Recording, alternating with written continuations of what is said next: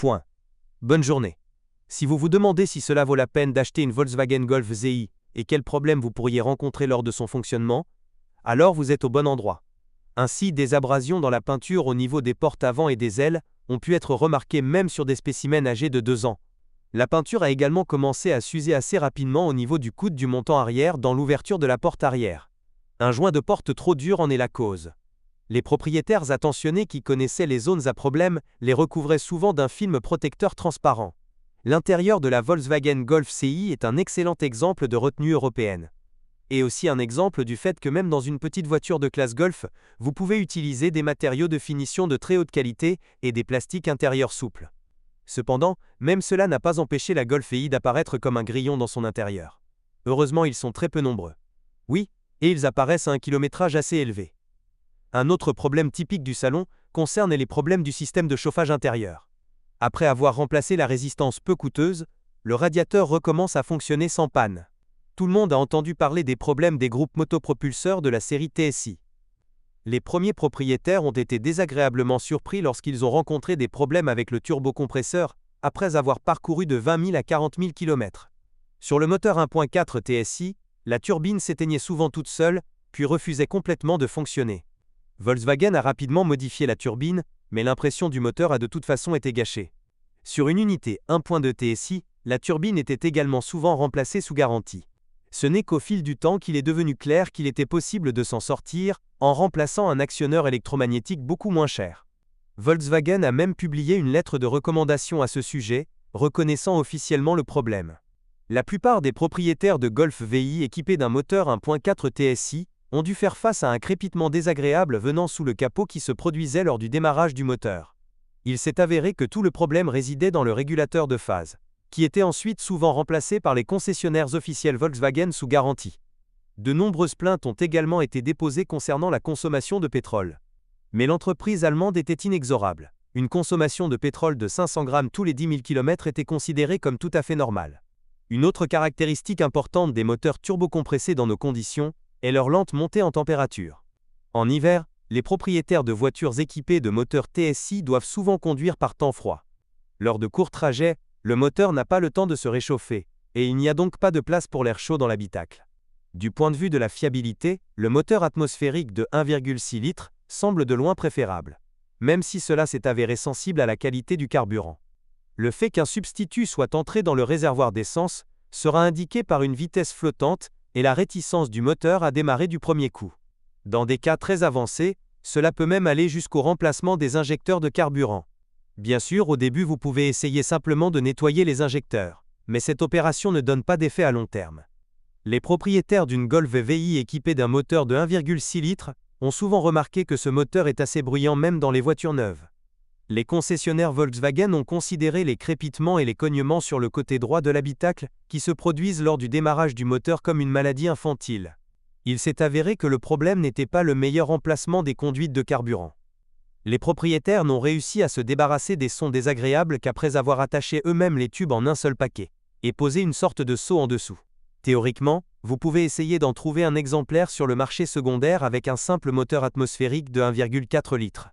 Mais le jeu n'en vaut pas la chandelle, 80 chevaux ce n'est franchement pas suffisant. Parfois, des voitures à ayons, équipées d'un moteur diesel 2.0 TDI développant 110 chevaux, nous étaient importées d'Europe. Après 2009, un moteur 1.6 TDI de conception similaire est apparu sur le marché. Dans les conditions climatiques européennes, les deux moteurs diesel ont obtenu d'excellentes performances. Mais on ne peut pas compter là-dessus. Premièrement, le kilométrage des Golf diesel importés d'Europe dépasse souvent 150 000 à 200 000 km. En d'autres termes, les nouvelles voitures diesel ne nous parviennent tout simplement pas. Deuxièmement, le système d'alimentation en carburant Common Rail, qui ne pose pas de problème en Europe, peut dans nos conditions réserver de très mauvaises surprises, dont l'élimination coûtera très cher. En conséquence, l'achat d'une Golf VI diesel, même malgré les économies de carburant, est injustifié. Il n'y a plus qu'assez de plaintes concernant les transmissions Golf ZI. De plus, cela s'applique aussi bien à une transmission manuelle conventionnelle qu'au robot DSG. La mécanique a été notée pour le bruit pendant le fonctionnement, qui se manifeste après un kilométrage de 50 à 60 000 km. Lorsque vous appuyez sur la pédale d'embrayage, le bruit disparaît. La cause du bruit désagréable est le plus souvent soit la butée de débrayage, soit le roulement de l'arbre d'entrée. Parfois, le remplacement de l'embrayage a permis d'atténuer le bruit. Mais en règle générale, pas pour longtemps. Après 20 à 30 000 km, cela s'est à nouveau fait sentir.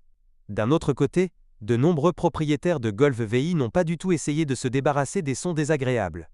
Il s'est avéré qu'à mesure que le kilométrage augmente, le bruit ne progresse pas, et la durée de vie de la boîte ne raccourcit pas à cause de cela. Beaucoup de nos passionnés d'automobile ont peur du robot DSG7 comme du feu. Et il y a des raisons à cela.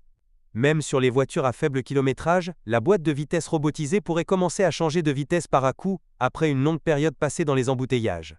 Lorsque les concessionnaires Volkswagen ont accumulé suffisamment de statistiques sur toutes les modifications de la boîte de vitesse robotisée, il s'est avéré que la moins fiable de toutes est celle installée sur la 6e Golf, DSG7. Acheter un véhicule d'occasion équipé d'une transmission robotisée est une décision très risquée. Vous ne pouvez plus compter sur une garantie concessionnaire et les éventuelles réparations coûteront très cher. Mais si vous ne souhaitez pas vous transférer quoi qu'il arrive, mieux vaut choisir la Golf VI dans laquelle le robot DSG a été récemment réparé. Étant donné que la Golf Zingy a été conçue à l'origine pour l'acheteur exigeant d'Europe occidentale, les ingénieurs de Volkswagen n'ont pas lésiné et ont opté non pas pour une poutre primitive, mais pour une suspension arrière multibras. À l'avant, le design McPherson, traditionnel pour les voitures à haillons de classe Golf, demeure. La suspension de la 6e Golf s'est avérée assez résistante, même en tenant compte de l'utilisation sur nos routes. Les jantes de force stabilisatrices avant peuvent supporter 70 000 à 90 000 km, les pointes de direction jusqu'à 100 000 km. La durée de vie des rotules et des blocs silencieux des leviers avant est d'environ 150 000 km. Les amortisseurs avant devront être remplacés après un kilométrage de 100 000 km. Les amortisseurs arrière durent en moyenne 20 à 30 000 km de plus. La Golf ZI pèse relativement peu. Ses propriétaires peuvent donc facilement compter sur les plaquettes de frein avant pour parcourir 30 000 à 40 000 km. Les plaquettes arrière devront être changées moins fréquemment, tous les 50 000 à 60 000 km. Selon votre style de conduite, les disques de frein devront être remplacés, ainsi que le deuxième ou le troisième jeu de plaquettes de frein. Les propriétaires d'une voiture allemande ne doivent pas oublier d'utiliser périodiquement le frein de stationnement. Ce dernier mécanisme se détériore après de longues périodes d'inactivité. Si vous êtes propriétaire, assurez-vous de laisser un commentaire sur cette voiture. Votre avis aidera certainement les autres à choisir une voiture.